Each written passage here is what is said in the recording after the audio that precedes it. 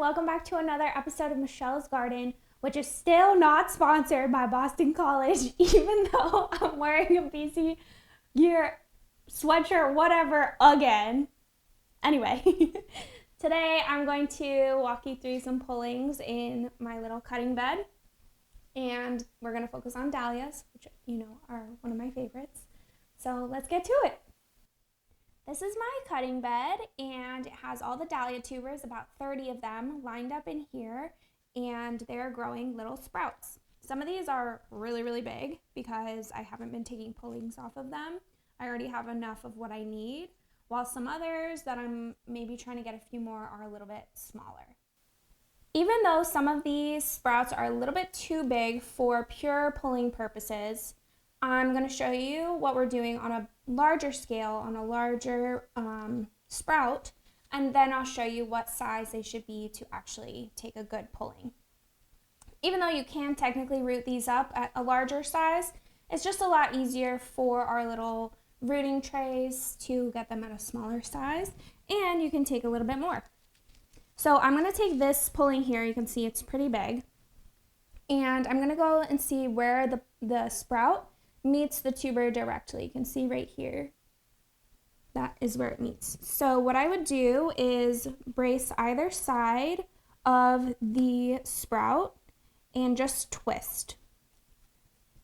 And I think maybe because this one's really big, it might not come off easily, so I might just cut it off with my snips, which is not what you would want to do if you are actually taking a cutting, but we're taking pullings, so I'm going to do this just for demonstration purposes. But yeah, you would want to really get that pulling going and wait patiently until the sprouts come off, which I'll show you in a minute.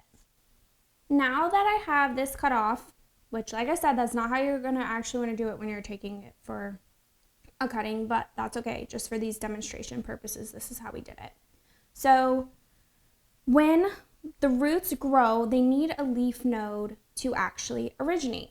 So if this were our pulling, we would snap these leaves off, which is exactly what I'm going to do right here.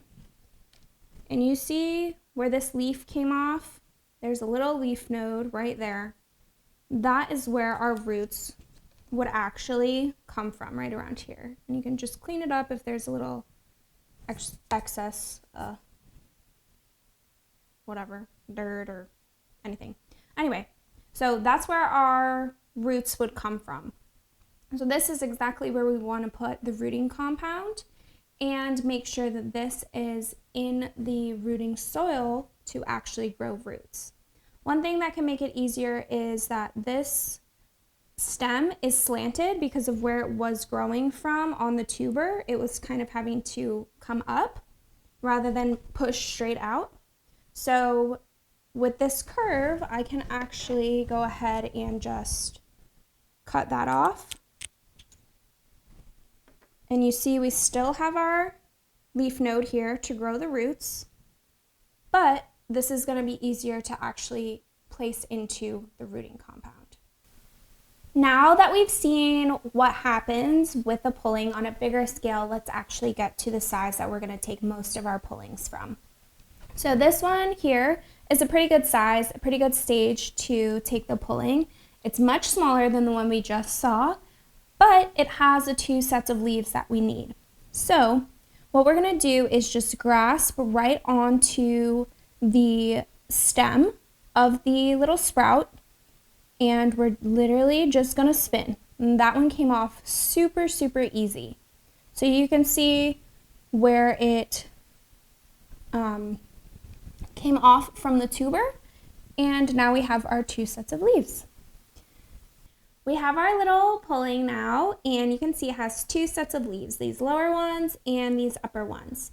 It's really important that we have our 2 sets of leaves, one that we're going to pull off and our roots are going to sprout from, and 2 to absorb the water, because while these little tiny pullings do not have roots, the only way for them to get water is absorbing it through their leaves. So it's important to have the one to pull off to establish the root system and have the second set to absorb that water. Okay, The next step is to actually take off the lower leaves, just like you saw on the larger scale. So here, this one's a little bit smaller, so you want to make sure you support the stem very well. We'll take off one, and then we'll take off the second right at that leaf node. And you probably can't really see it, but there is that leaf node right there. And next we're going to actually dip this into our rooting compound, which is this right here. It's some purple gel, and then we will put it into the rooting soil. The rooting gel is just about the size of a pea. And what we want to do is the node where we pulled those leaves off is where the roots are going to go from. So we want to make sure that that has been touched by the rooting compound. So I'm just going to roll this around just a little. You don't have to use a ton. Just make sure I get it on all sides. And you see there's like little driblets of the rooting compound here on the end. And this is what we would stick directly into the rooting soil.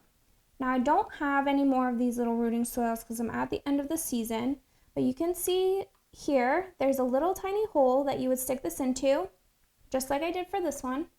And you just stick it in, and then roots would appear, like we can see here, after about 10 to 15 days, hopefully, unless they're a little bit more slow moving, and that's okay too. Thanks everyone for joining me on today's episode of How to Do Pullings in Michelle's Garden. See you next time.